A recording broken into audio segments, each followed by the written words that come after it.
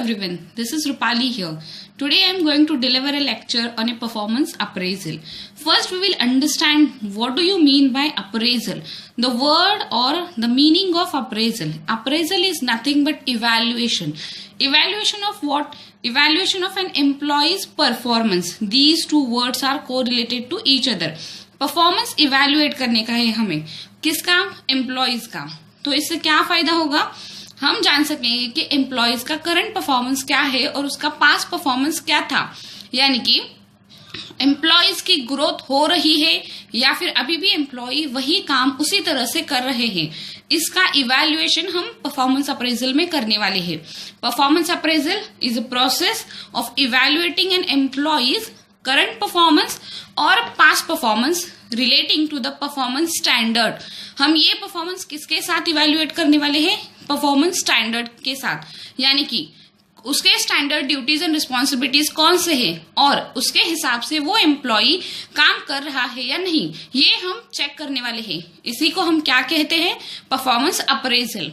अब देखेंगे हम उसके अलग अलग definitions. First definition, according to Walter D Scott, performance appraisal as a process of evaluating an employee's performance on a job in terms of requirement. चलो अब इसका हिंदी में मीनिंग जानने की कोशिश करेंगे. परफॉर्मेंस अप्रेजल ये क्या है? प्रोसेस है. किसकी process? Evaluating of an employees performance on a job.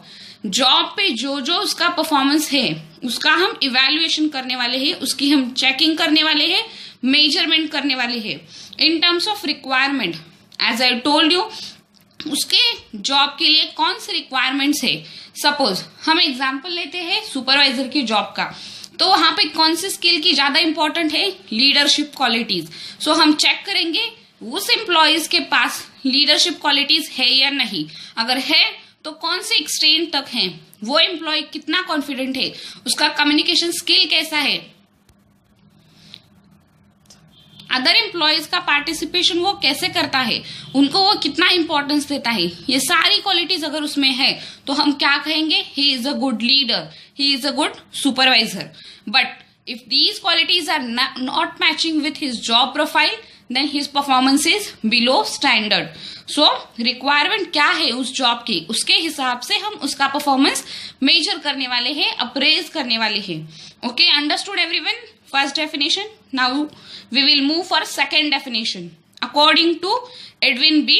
Flippo, a systematic, periodic and so far as humanly possible an impartial rating of an employee's excellence in matters pertaining to his present job and to his potentialities for a better job.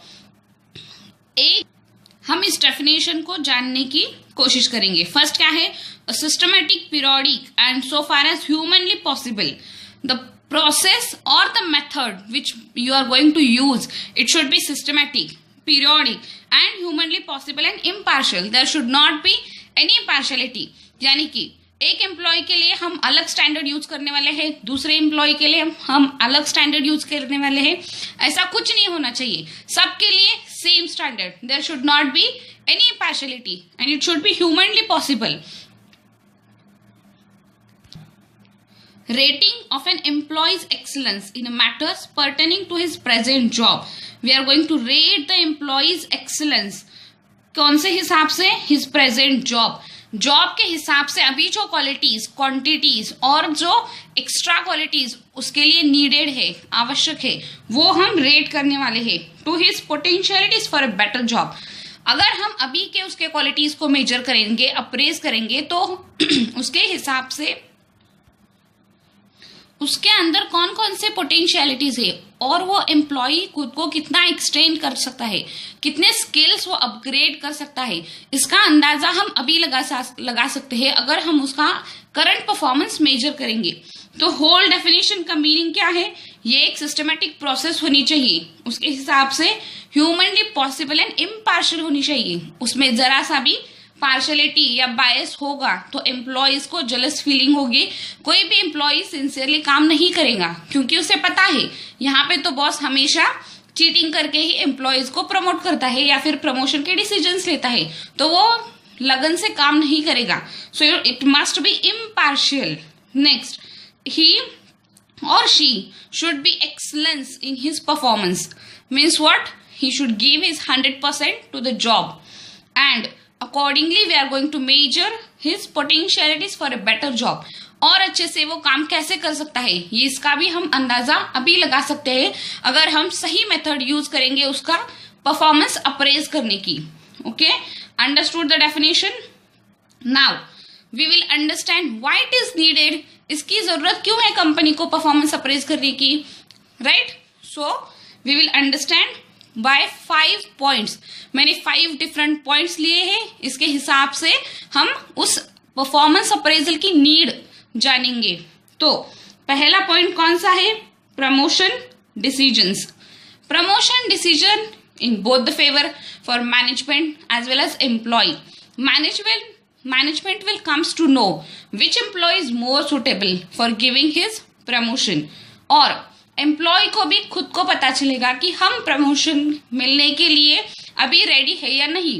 हमारे अंदर जो qualities है उसको हमने कितना improve किया है. When merit is the basis of promotion, then employees will work more interestingly. Why?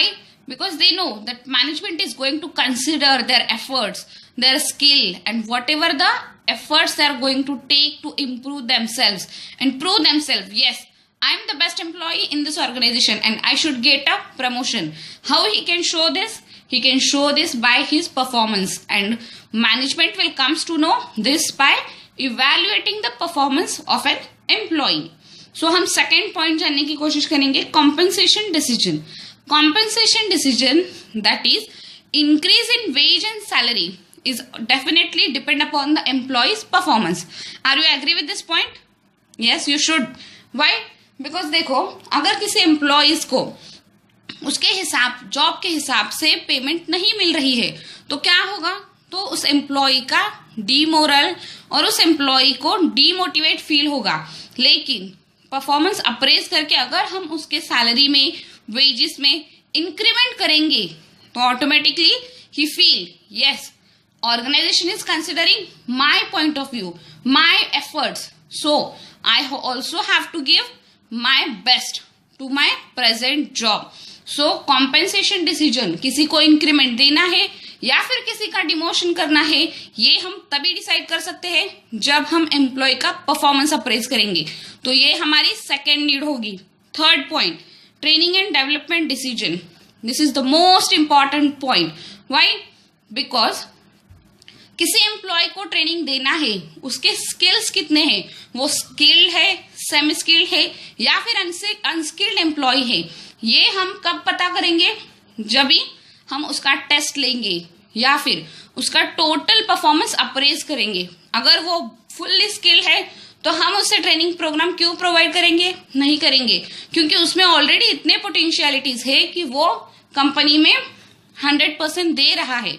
लेकिन किसी एम्प्लॉय को अगर परेशानी हो रही है वो जॉब परफॉर्म करने के लिए तो हम उसे ट्रेनिंग प्रोवाइड करेंगे. लेकिन इसका फुल क्रेडिट किसको जाता है? जो परफॉर्मेंस अप्रेज करता है, क्योंकि तभी हम लोग जान पाएंगे कि किस एम्प्लॉय को कौन से टाइप की ट्रेनिंग की जरूरत है. ऑन द जॉब ट्रेनिंग की जरूरत है या ऑफ द जॉब ट्रेनिंग की. Fourth point, feedback. Feedback to whom? Feedback to employees as well as the higher authorities. Yes, higher authority is also interested to know how their employees are doing their job, whether they are capable to the particular post or not. For example, we have appointed a assistant manager. Okay, now what are the skill or qualities required for assistant manager? He should be a quick decision maker. Okay, this point we will take into consideration. Suppose there are very much quarrel into the company. Two employees are fighting continuously. There is a conflict between these two employees, and if that assistant manager is not enough capable to handle that situation, instead of that he comes to a stress. अगर उसको बहुत ज्यादा stress आएगा तो हम क्या करेंगे? हम जल्दी से जान लेंगे कि वो एम्प्लॉय और वो असिस्टेंट मैनेजर जो है वो इस पोस्ट के लिए बिल्कुल भी काबिल नहीं है. क्योंकि एक सिंपल से क्वारल वो हैंडल नहीं कर पा रहा है, तो कंपनी के बहुत बड़े बड़े डिसीजन वो कैसे कर पाएगा? So simply he is not right person for the right job. So assistant manager is not at all suitable to the particular post. So feedback is given to whom? To that employee as well as to the management. Yes, this is the employee who is useful for the organization by showing the evidence, that is performance appraisal report. Okay, next, personal development or self improvement. Performance appraisal is lastly important for personal improvement.